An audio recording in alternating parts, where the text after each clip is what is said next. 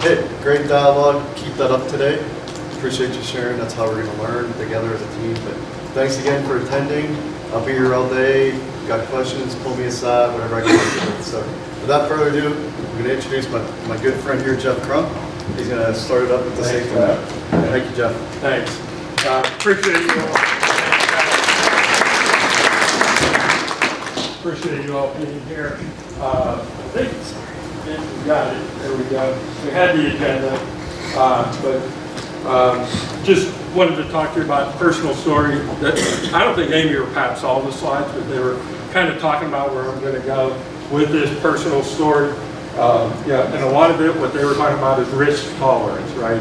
How much risk will you tolerate? You know, and so one thing, you know, that's me, and I hate to say this, but that's almost 40 years ago in Fort Sill, Oklahoma. For those that were in the military, you know, when you ask them what was your MOS, their ears are going to perk up and they're going to probably tell you what their MOS was. MOS stands for Military Occupational Specialty. I was a 13 Foxtrot. That meant I was a forward observer for the field artillery. My job was basically to go out and kill as many enemy as I could with the firepower of field artillery before they killed me. In an infantry combat situation, which I was often inserted with infantry, that was the second most dangerous job to do. The fatality rate was the second highest. That's what I did. This is my son, Nate. He joined the military just out of high school, and he went into the service. He wanted to be a Marine. I'm sorry if there's any Marines here, but I said, no way, you're not being a Marine. You will join the Army.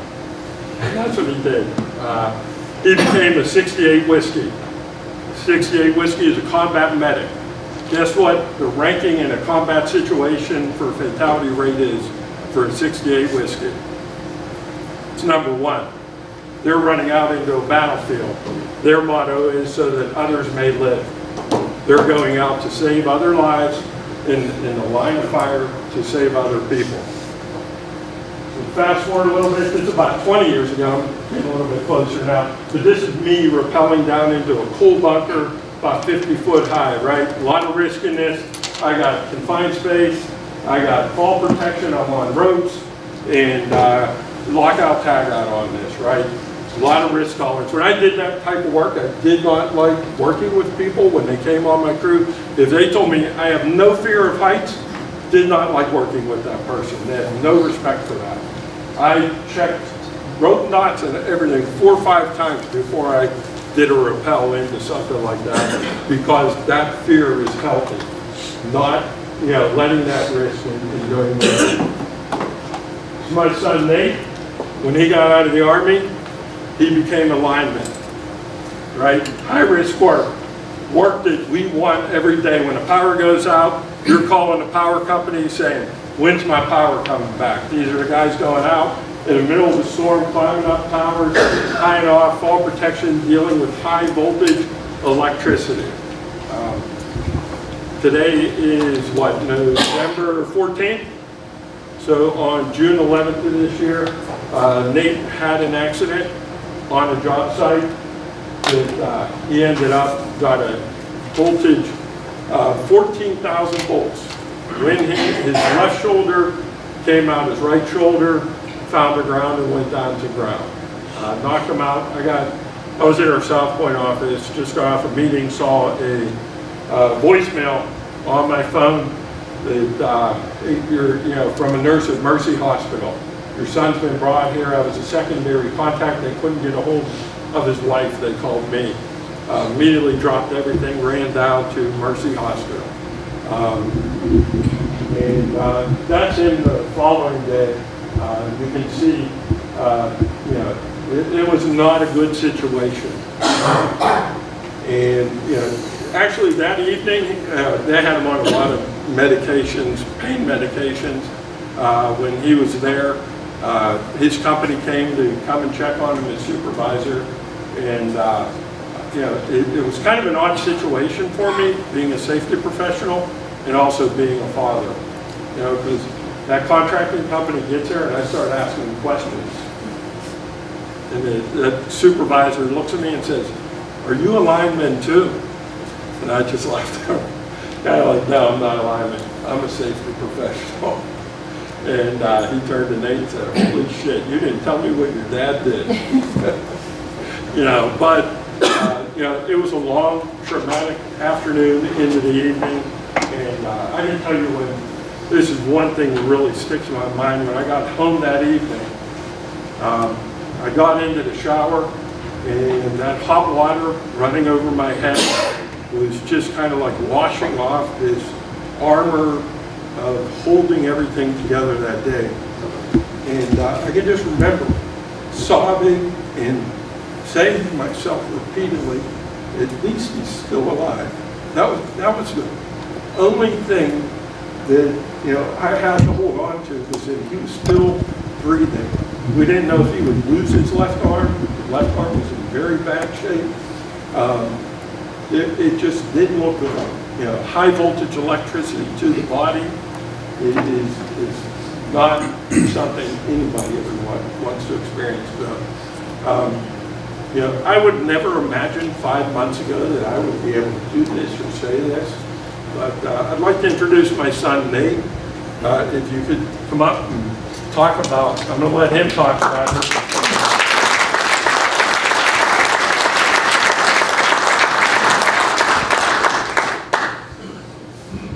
Good morning, everyone. It's nice to see everyone here. By no means am I a professional public speaker or get to do this very often. Usually I'm the one sitting in the safety meeting, trying to stay awake, drinking coffee, wishing, man, when's this going to be over? A little more background about myself, just a caveat what my dad said. My name is Nate. I'm an apprentice with IBW Local 126. It's a 7,000 hour on-the-job training program. 2,500 hours of those on-the-job training program has to be on energized equipment. We also do book tests, hands-on tests, and a bunch of other stuff we have to do too. The next slide here is kind of where we'll start at. Previously, I'd worked on some underground distribution projects in Pittsburgh for Duquesne Light, a transmission project in Collinsville for West Penn Power, and then we had moved on to a distribution project. And this was my first time working any kind of energized equipment so far. West Penn Power had tasked us with just doing pole changeouts and transferring the equipment over to the new poles. Previous days we went out and we got the poles from the power company right down in Washington off 19, and we took the poles out, set the poles in front of the location where we were going to set them. Kind of talked about the job, and it seemed pretty easy. It wasn't anything really out of the ordinary. We weren't doing big buck pole change-offs or anything like that. No three-phase power. It was all single-phase. Super easy stuff. Great to learn on for young apprentices. A couple days prior to that, I worked energized, and everything went really smoothly. All my journeymen were seeming very confident of me. I felt really good, and then on June 11th, we had arrived to this location, actually not very far from here in West Findlay, just south of Claysville, off 70 there. And our job was to set a new pole, and you can kind of see an aerial overview here. There's the existing pole on the left and the new pole on the right.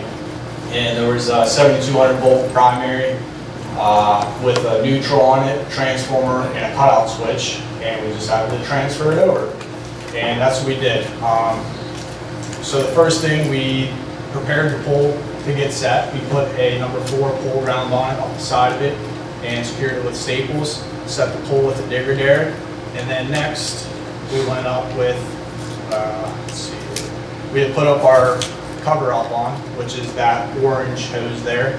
That kind of protects us from any kind of second point of contact or accidental contact with the energized power line. And then what we're going to do on the left there, or I guess the left there, we have a grip there. So the jaws open up on that and grip down on the primary. And then we can attach what we call a strap hoist there. That's a special dielectric one. It's got a fiberglass handle and insulating strap on it, so we can use it on energized equipment. We attach that farmer's winch to the grip, go back to the pole, and start coming up on it, and jack the slack out of the primary, so we can cut it, pull it over with a jib on the bucket, and pin it onto that new pole. Now I was wearing all my FR gear. I was wearing an FR shirt, FR pants, electrically rated gloves. I was wearing my gloves and sleeves, my rubber gloves and sleeves with leather protectors, and my sleeves that go up to my shoulder. You can see there, those are the gloves we wear. Now, when I reached out of the bucket the first time with that grip to try and reach the primary, I couldn't quite reach it. So the journeyman in the bucket with me said, all right, we gotta get a little bit closer. We boomed the bucket a little bit closer. And when we boomed that bucket in just a little bit closer, we got in closer to that new pole. And unbeknownst to me, when I reached out the second time with the grip, my shirt was touching that pole ground. And as soon as I touched that primer with the grip, and it arced. And it arced around my gloves and sleeves, went in my tricep, went up to my shoulder, and came around the other side and hit my other shoulder. I don't remember being electrocuted, but I do remember waking up on the ground. Everything felt like a dream, honestly. I was staring at the sky, it was warm, it was a beautiful day out. Everything was just like perfect. I'm like, what the hell is going on? And then I remember blacking in and out. I remember talking to the paramedics here and there. I remember them starting the IV, and then I remember waking up and I could hear a helicopter coming. When I got in the helicopter, I remember looking at the flight nurse, and I couldn't feel my left arm. I couldn't move it, and I thought for sure I was going to lose my left arm. I kept asking her, am I going to lose my left arm? Am I going to lose my left arm? And obviously, she can't tell me that. I know that too. But when you're in a state of shock, that's all you want to know. And pictured here is my FR shirt that I was wearing that day. You know, the FR shirt, it's self-extinguishing. It can still catch on fire, but it's not going to flame up like a regular cotton t-shirt. And that might have saved me. I mean, my injuries were extreme, but it might have limited them by a certain factor, right? So you can see the two burn holes there. You can see my pants, my sleeves that I was wearing, and my harness too as well. And we'll move on. I'll show you some of my injuries and stuff like that. If you are squeamish or don't like bloody or gruesome photos, look away or leave the room, do whatever you have to do. So this is the initial photos when I had just gotten there to the hospital. My left side there, you can see my tricep. That's where the arc went into my arm. And then it arced around me and came out on my right shoulder. And that was the first photos when I had gotten there. I don't remember a whole lot, but I remember seeing my dad there, my wife, my mother-in-law standing there. At that point, I still had no clue what was going on.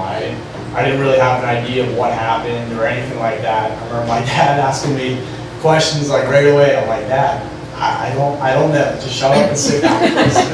So, and then this is a few days later when they essentially took off my skin just to see what was underneath. And most of that skin was necrotic, and it wasn't going to be saved anyways. So this is what they saw underneath. You can see on the right side there, the right side, there's my tricep again with my skin off. It's all necrotic, it's all dead. So in the end of it, I ended up losing my tricep, 2/3 of my bicep, and both of my rear deltoids. And then skin grafts. This is about 5-6 days before I got out of the hospital. You can see there on that picture on the left, there's that kind of yellowish skin looking type stuff with staples on it. That is artificial skin. That is pig and shark intestine they use temporarily to keep you covered up. They use that cadaver skin for a little bit to just be covered up to try and start the healing process. Through that, I ended up getting sepsis. I had rhabdomyolysis. It was not a fun time. I spent 28 days in the burn ICU, 10 days in a rehab unit, learning how to walk again, learning how to use my left hand, how to carry stuff, pick stuff up, and just do everyday life stuff. I did over 15 different surgeries. They put me under multiple times for different dressing changes and things like that. And then you can see on that one photo, you can kind of see there's an S-shaped scar.